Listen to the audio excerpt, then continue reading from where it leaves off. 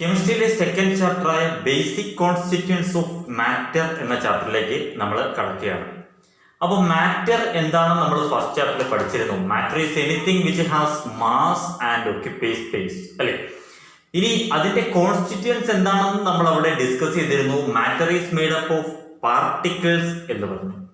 മാറ്ററിനെ 3 സ്റ്റേറ്റ്സിൽ divide ചെയ്യാം. There solid state, liquid state and gaseous state എന്നും പറഞ്ഞു. പാർട്ടിക്കിൾസ് കൊണ്ടാണ് ഉണ്ടാക്കിയിട്ടുള്ളത്. Particles R continuously moving. അതിന്റെ അറേഞ്ച്മെന്റ് അനുസരിച്ച് ഓരോ സ്റ്റേറ്റിലും അതിന്റെ അറേഞ്ച്മെന്റ്സ് വ്യത്യാസമായിരിക്കും. ഈ കാര്യങ്ങളൊക്കെ നമ്മൾ ഓൾറെഡി കഴിഞ്ഞ ചാപ്റ്ററിൽ ഡിസ്കസ് ചെയ്തതാണ് ആണല്ലോ. ഈ ചാപ്റ്ററിൽ നമ്മൾ പഠിക്കാൻ പോകുന്നത്, അത് കഴിഞ്ഞിട്ട് ആ ചാപ്റ്ററിൽ നമ്മൾ മറ്റൊരു കാര്യം കൂടെ പറഞ്ഞു, പ്യുവർ സബ്സ്റ്റൻസ് ആൻഡ് മിക്സ്ചേഴ്സ്, അല്ലേ? പ്യുവർ സബ്സ്റ്റൻസിനെ പറ്റിയും മിക്സ്ചേഴ്സിനെ പറ്റിയും നമ്മൾ പറഞ്ഞു. Pure substance means the substances which are made up of identical particles are called pure substances, and substances which are made up of different types of particles are called mixtures എന്ന് പഠിച്ചു, അല്ലെ?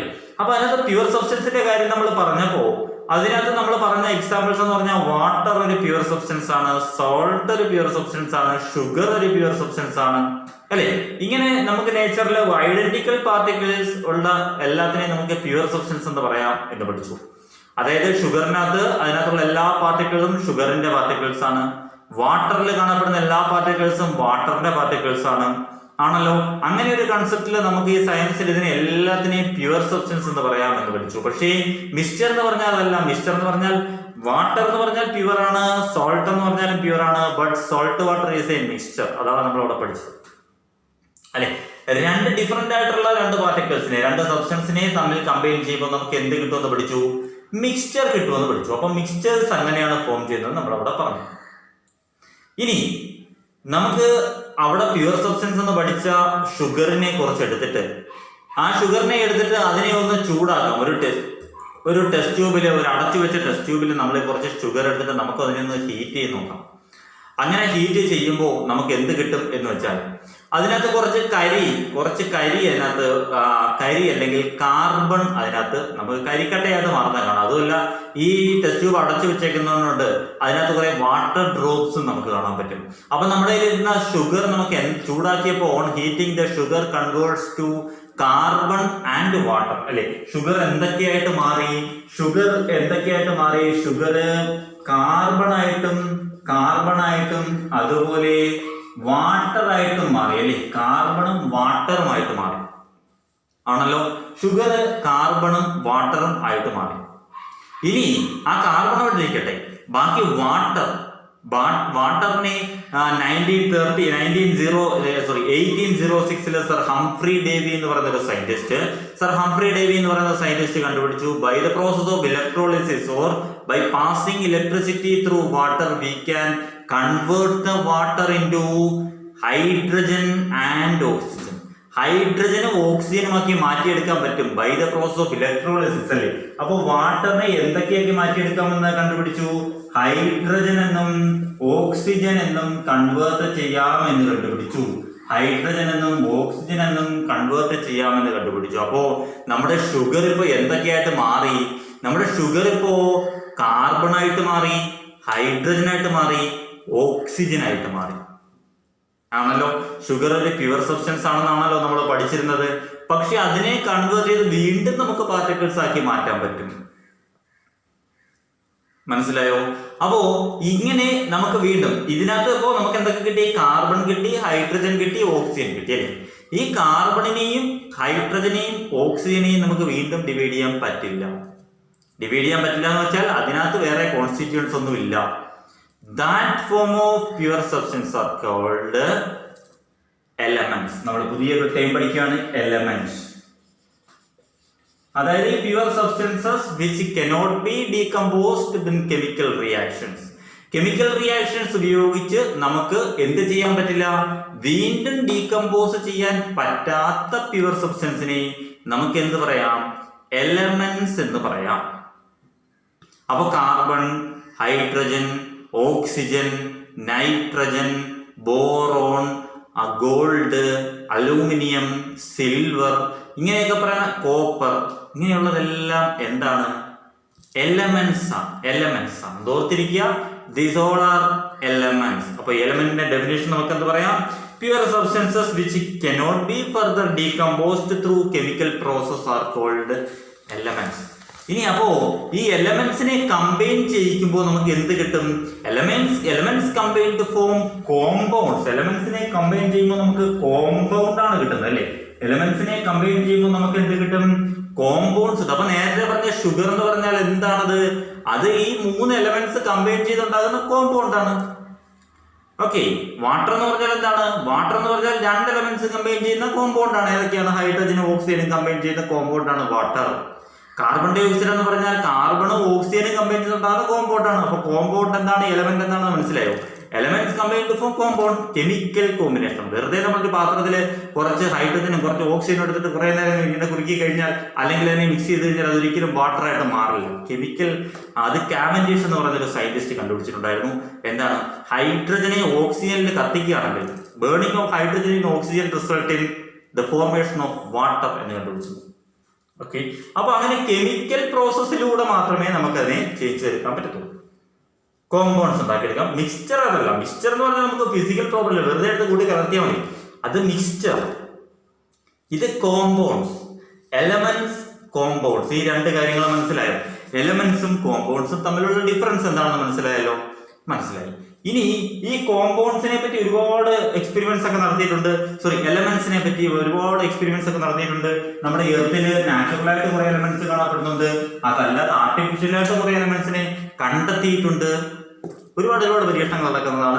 നമ്മുടെ ചുറ്റും കാണുന്ന എല്ലാ വസ്തുക്കളും ഈ എലമെന്റ്സ് കൊണ്ടാണ് ഉണ്ടാക്കിയിട്ടുള്ളത്. എല്ലാ വസ്തുക്കളും എലമെന്റ്സ് അതിനകത്ത് കാണപ്പെടുന്നു ആണല്ലോ. അപ്പോ നമുക്ക് ഇതിനെ എങ്ങനെയാണ് ഇതിന്റെ ഒറിജിൻ എന്ന് നോക്കാം. പണ്ട് കാലത്ത് നമുക്കറിയാം അതിന്റെ പേരുകൾ ഹൈഡ്രജൻ, ഓക്സിജൻ, നൈട്രജൻ എന്നൊക്കെ പറഞ്ഞ് രസകരമായിട്ടുള്ള വേറെ ചില പേരുകളുണ്ട്. അത് പലതും, ആ പേരുകൾ പലതും വന്നിട്ടുള്ളത് ചിലപ്പോൾ വല്ല കൺട്രിയുടെ പേരിൽ നിന്നാവാം, ചിലപ്പോൾ ഏതെങ്കിലും സയന്റിസ്റ്റിന്റെ പേരുകൾ കൊടുക്കാം, ചിലപ്പോൾ ഏതെങ്കിലും പ്ലാനറ്റ്സിന്റെ പേരുകൾ കൊടുക്കാം, ചിലപ്പോൾ വല്ല സാറ്റലൈറ്റ്സിന്റെയും പേരുകൾ കൊടുക്കാം. ഇങ്ങനെ പല പല പേരുകൾ ഈ എലമെന്റ്സിന് കൊടുത്തിട്ടുണ്ട്. പണ്ട് കാലത്ത് അങ്ങനെയൊക്കെയായിരുന്നു പേര് കൊടുക്കുന്നത്.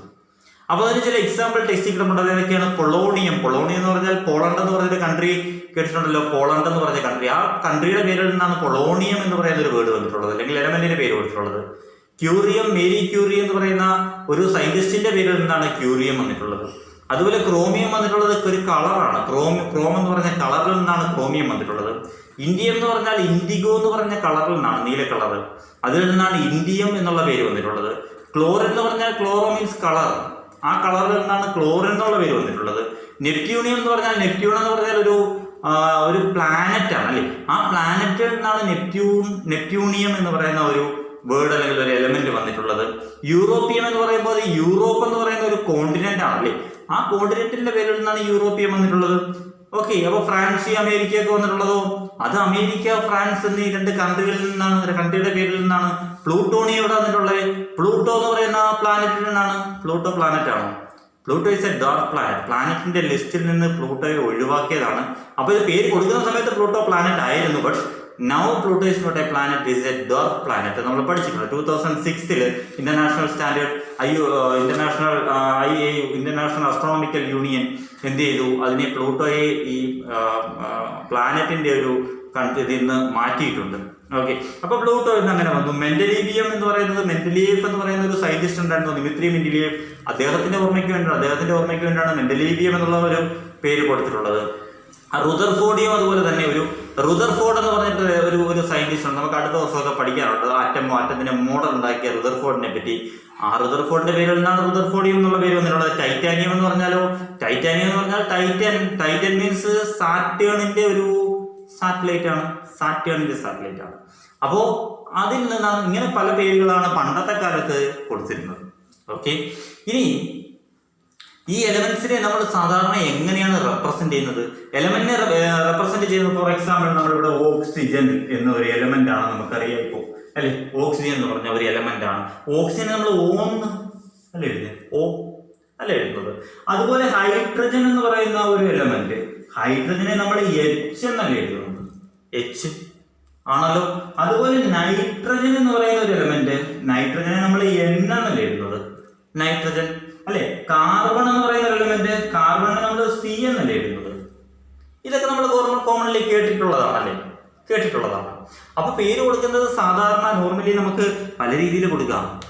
ആദ്യത്തെ ഒരു മെത്തേഡ് അതിന്റെ ഫസ്റ്റ് ലെറ്റർ, അതിന്റെ ഇംഗ്ലീഷ് നെയിമിലെ ഫസ്റ്റ് ലെറ്റർ കൊടുക്കുക. ഓക്സിജന്റെ ആണെങ്കിൽ O കൊടുക്കുക, നൈട്രജൻ ആണെങ്കിൽ N കൊടുക്കുക, ഹൈഡ്രജൻ ആണെങ്കിൽ H കൊടുക്കുക, അതുപോലെ കാർബണിന്റെ ആണെങ്കിൽ C കൊടുക്കുക, ബോറോണിന്റെ ആണെങ്കിൽ B കൊടുക്കുക. അപ്പോൾ ഒരു സംശയം ചോദിക്കട്ടെ, അപ്പൊ ഇതിനകത്ത് വരുന്നത് കാർബണിനും കാൽസ്യത്തിനും കൊബാൾട്ടിനും കോപ്പറിനും എല്ലാം C അല്ലേ തുടങ്ങുന്നത് അല്ലേ? കാർബണിനും കാൽസ്യത്തിനും കൊബാൾട്ടിനും കോപ്പറിനും എല്ലാം C അല്ലേ തുടങ്ങുന്നത്. അതുപോലെ ബോറോണിനും ബേരിയത്തിനും ബെറിലിയത്തിനും എല്ലാം ബി അല്ലേ തുടങ്ങുന്നത്. അപ്പൊ അതെന്ത് ചെയ്യും? അങ്ങനെ വരുമ്പോൾ ചില എലമെന്റ്സിന് ഫസ്റ്റ് ലെറ്ററിനോടൊപ്പം സെക്കൻഡ് ലെറ്റർ കൂടെ കൊടുക്കും. ഓക്കെ, ഫസ്റ്റ് ലെറ്ററിനോടൊപ്പം സെക്കൻഡ് ലെറ്റർ കൂടെ കൊടുക്കും. അങ്ങനെ വരുന്നത് ഒന്ന് ബെറിലിയം എന്ന് പറയുന്നത് BE നമ്മൾ കൊടുക്കാറുണ്ട്. ബെറിലിയത്തിന് BE നമ്മൾ കൊടുക്കാറുണ്ട്. ഓക്കെ, അതുപോലെ വരുന്നത് എന്താണ് എക്സാമ്പിൾ എഴുതിയിട്ടുള്ളത്? സിമ്പിൾസിന്റെ നോക്കട്ടെ. ബ്രോമിൻ ടെക്സ്റ്റിലുള്ള എക്സാമ്പിൾ ഞാൻ പറഞ്ഞുതരാം. ബ്രോമിനെ നമ്മൾ BR എന്ന് നമ്മൾ സിമ്പിൾ കൊടുക്കാറുണ്ട്. BR എന്ന സിമ്പിൾ കൊടുക്കാറുണ്ട്. അതുപോലെ ക്രോമിയത്തിന് നമ്മൾ CHROMIUM അവിടെ CH അല്ല കൊടുക്കുന്ന CR കൊടുക്കാറുണ്ട്. അതായത് ഫസ്റ്റ് ലെറ്റർ കൊടുക്കാം, ഫസ്റ്റ് ലെറ്ററിനോട് സെക്കൻഡ് ലെറ്റർ കൊടുക്കാം, ഫസ്റ്റ് ലെറ്ററിനോട് തേർഡ് ലെറ്റർ കൊടുക്കാം. അത് കൺവീനിയന്റ് ആയിട്ടുള്ള ഏതെങ്കിലും ലെറ്റർ കൂടെ കൊടുക്കാം. ഫോർ എക്സാമ്പിൾ ക്ലോറിൻ നമ്മൾ എങ്ങനെ കൊടുക്കും? Cl എന്ന് കൊടുക്കും. അത് എഴുതുമ്പോൾ ശ്രദ്ധിച്ചോണം, ഈ ഫസ്റ്റ് ലെറ്റർ ക്യാപിറ്റൽ ലെറ്ററും സെക്കൻഡ് ലെറ്റർ സ്മോൾ ലെറ്ററും എഴുതാൻ പാടുള്ളൂ. എപ്പോഴും എലമെന്റിന്റെ സിമ്പിളിന്റെ ഫസ്റ്റ് ലെറ്റർ ക്യാപിറ്റൽ ലെറ്റർ ആയിരിക്കണം. നമ്മുടെ ഓക്സിജൻ, നൈട്രജൻ, ഹൈഡ്രജൻ ഒക്കെ ആണെങ്കിൽ ക്യാപിറ്റൽ ലെറ്റർ തന്നെ നമുക്ക് കൊടുക്കാം. പക്ഷേ സെക്കൻഡ് ലെറ്ററോ തേർഡ് ലെറ്ററോ അതിന്റെ കൂടെ ചേർന്ന് വരികയാണെങ്കിൽ അത് സ്മോൾ ലെറ്റർ, അത് സ്മോൾ ലെറ്ററിൽ വേണം കൊടുക്കാൻ. അതും കൂടെ ഓർത്തിരുന്നോ. അപ്പൊ ഇങ്ങനെ നമുക്ക് എലമെന്റ്സിന്റെ പേര് കൊടുക്കാം. ഇനി ഇതുമായിട്ടൊന്നും യാതൊരു ബന്ധവുമില്ലാത്ത പേരുകളുള്ള ചില എലമെന്റ്സ് ഉണ്ട്. പേരല്ല, സിമ്പിൾസ് ഇല്ലാത്ത ചില എലമെന്റ്സ് ഉണ്ട്. ഫോർ എക്സാമ്പിൾ സോഡിയം അല്ലേ? സോഡിയം എന്ന് പറയുന്ന ഒരു എലമെന്റ് ആണ്, നമുക്കറിയാലോ. സോഡിയം കേട്ടിട്ടുള്ള ഒരു എലമെന്റ് അല്ലേ സോഡിയത്തിന്റെ സിമ്പിൾ എന്ന് പറയുന്നത് Na ആണ്, Na. അതുപോലെ പൊട്ടാസ്യം എന്താണ്? K ആണ് അതിന്റെ സിമ്പിൾ, K ആണ് കൊടുക്കുന്നത്. അപ്പോൾ നമ്മൾ എപ്പോഴും ഉപയോഗിക്കുന്ന കോപ്പർ ഉണ്ടല്ലോ, കോപ്പറിന് Cu ആണ് കൊടുക്കുന്നത്, CO എന്നല്ല, CO കൊബാൾട്ടാണ്. കോപ്പറിന് Cu കൊടുക്കുന്നത്. നമ്മൾ കേട്ടിട്ടുള്ള അയൺ ഉണ്ടല്ലോ, അയണിന്റെ സിമ്പിൾ Fe ആണ്. അതെങ്ങനെയാണ് ഇതിനൊക്കെ പേരുകൾ മാറി വന്ന Na അല്ലെങ്കിൽ K ഒരു ബന്ധമില്ലാതെ Fe? അയണിനകത്ത് എങ്ങോ F വരുന്നില്ല അല്ലെ, ഇയും വരുന്നില്ല. പിന്നെ എങ്ങനെയാണ് ഇതിന് പേരുകളൊക്കെ കിട്ടുന്നത്? വല്ല I കൊടുത്താൽ പോരാണോ? I കൊടുക്കാൻ പറ്റില്ല. I എന്ന് പറഞ്ഞാൽ അയഡിന്റെ സിമ്പിളാണ് I. ഈ പേരുകൾ ഇങ്ങനെ വന്നിട്ടുള്ളതിന് കാരണം അതിന്റെ ലാറ്റിൻ നെയിമിൽ നിന്നാണ് എടുത്തിട്ടുള്ളത്. ലാറ്റിൻ നെയിം പണ്ടുകാലത്ത് സയന്റിസ്റ്റുകളും ഒക്കെ ഉപയോഗിച്ചിരുന്ന യൂറോപ്യൻ ലാംഗ്വേജ് ആയിട്ട് കൺട്രീസിലൊക്കെ വളരെ ഫെമിലിയർ ആയിട്ടുള്ള ഒരു, ഇംഗ്ലീഷിനേക്കാളും ഒക്കെ വളരെ പോപ്പുലർ ആയിട്ടുള്ള ഒരു ലാംഗ്വേജ് ആയിരുന്നു ലാറ്റിൻ ലാംഗ്വേജ്. അപ്പൊ ആ ലാറ്റിൻ ലാംഗ്വേജിലാണ് എന്ത് കൊടുത്തിട്ടുള്ളത്? ഈ പേരുകളെല്ലാം കൊടുത്തിട്ടുള്ളത്.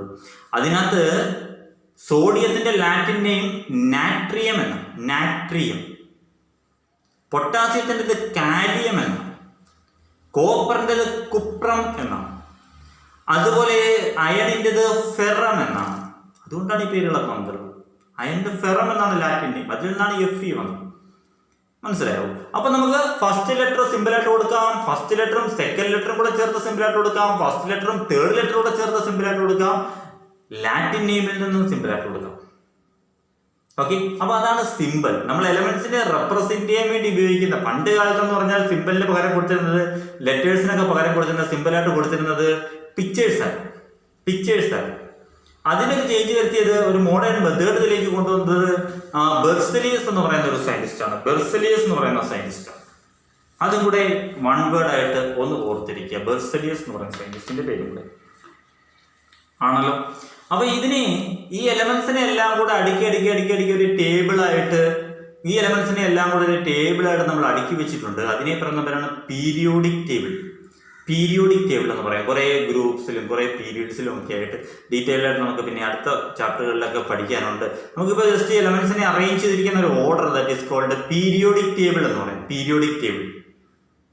ഓക്കെ, അന്നത്തെ ആ പീരിയോഡിക് ടേബിളിന്റെ പിക്ചർ ടെക്സ്റ്റിലുണ്ട്. അതിൽ നോക്കുകയാണെങ്കിൽ നമുക്ക് ഇഷ്ടം പോലെ കേട്ടിട്ടുള്ള എലമെന്റ്സ് ഉണ്ട്. ഹൈഡ്രജൻ, നൈട്രജൻ, ഓക്സിജൻ ഒക്കെ ഇപ്പൊ നമ്മൾ കേട്ടതാണ് അല്ലെ. അതുകൂടാതെ നമ്മൾ ഉപയോഗിക്കുന്ന അയൺ, ഗോൾഡ്, സിൽവർ ഇതെല്ലാം എലമെന്റ്സ് തന്നെയാണ്. എലമെന്റ്സ് എന്ന് പറഞ്ഞാൽ അത് വളരെ വളരെ ചെറുതാണ്, അതിന്റെ ആറ്റംസ് നമുക്ക് നോക്കാം, അങ്ങോട്ട് വരുന്നുണ്ട്. അപ്പോൾ പിന്നെ നമ്മൾ ഉപയോഗിക്കുന്ന ഒരുപാട് എലമെന്റ്സ് ഉണ്ട്, നമുക്ക് സ്ഥിരമായിട്ട് ഉപയോഗിക്കുന്ന ഒരുപാട് എലമെന്റ്സ് ഉണ്ട്. അതുപോലെ തന്നെ നമ്മുടെ സോളിഡ് സ്റ്റേറ്റിലും, ആദ്യം പറഞ്ഞാണ്, സോളിഡ് സ്റ്റേറ്റിലും ലിക്വിഡ് സ്റ്റേറ്റിലും ഗേഷ്യസ് സ്റ്റേറ്റിലും എലമെന്റ്സ് കാണപ്പെടുന്നുണ്ട്.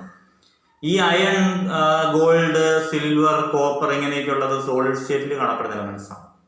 ലിക്വിഡ് സ്റ്റേറ്റിൽ കാണപ്പെടുന്ന എലമെന്റ്സ് നമുക്കറിയാം, ഏതാണ്? മെർക്കുറി അല്ലെ, മെർക്കുറി. നമ്മൾ തെർമോമീറ്ററിലൊക്കെ യൂസ് ചെയ്യുന്ന മെർക്കുറി ഉണ്ടല്ലോ, അത് ലിക്വിഡ് സ്റ്റേറ്റിലാണ് കാണപ്പെടുന്നത് നമുക്കറിയാം. അതുകൂടാതെ ബ്രോമിനും കൂടെ പിടിച്ചിട്ടുണ്ട്. ബ്രോമിനും ലിക്വിഡ് സ്റ്റേറ്റിൽ തന്നെയാണ്. നമ്മുടെ അറ്റ്മോസ്ഫിയറിക് ടെമ്പറേച്ചറിനേക്കാൾ കുറച്ചുകൂടെ കൂടിയ ടെമ്പറേച്ചറിൽ അത് ലിക്വിഡ് തന്നെയായിട്ട് കാണപ്പെടുന്നത്. അപ്പോൾ ലിക്വിഡ് സ്റ്റേറ്റിൽ കാണപ്പെടുന്ന രണ്ടെണ്ണം മെർക്കുറിയും ബ്രോമിനും പിടിച്ചു വെച്ചേക്കണം. ഗേഷ്യസ് സ്റ്റേറ്റിൽ ഇഷ്ടം പോലെ ഉണ്ടല്ലേ, ഓക്സിജൻ, കാർബൺ, അതുപോലെ നൈട്രജൻ, ഹൈഡ്രജൻ, ഹീലിയം, ഇതെല്ലാം എന്താണ്? അതിന്റെ ഗേഷ്യസ് സ്റ്റേറ്റിൽ കാണപ്പെടുന്നത്. അപ്പോൾ ഈ 3 സ്റ്റേറ്റിലും എലമെന്റ്സ് കാണപ്പെടുന്നുണ്ട്. അപ്പൊ എലമെന്റ്സ് എന്താണെന്ന് മനസ്സിലായി, കോമ്പൗണ്ട്സ് എന്താണെന്ന് മനസ്സിലായി, പിന്നെന്താണ് പറഞ്ഞത്, എലമെന്റ്സിന്റെ പേരെങ്ങനെയാണ് വന്നിട്ടുള്ളത് മനസ്സിലായി, സിമ്പിൾസ് എങ്ങനെയാണ് കൊടുക്കുന്നതെന്ന് മനസ്സിലായി, പീരിയോഡിക് ടേബിൾ എന്താണെന്ന് നമ്മൾ ഡിസ്കസ് ചെയ്തു, എലമെന്റ്സിന്റെ സ്റ്റേറ്റ്സ് എന്തൊക്കെയാണെന്ന് പറഞ്ഞു. ഇത്രയും കാര്യങ്ങൾ മാത്രമാണ് നമ്മൾ പറഞ്ഞത്.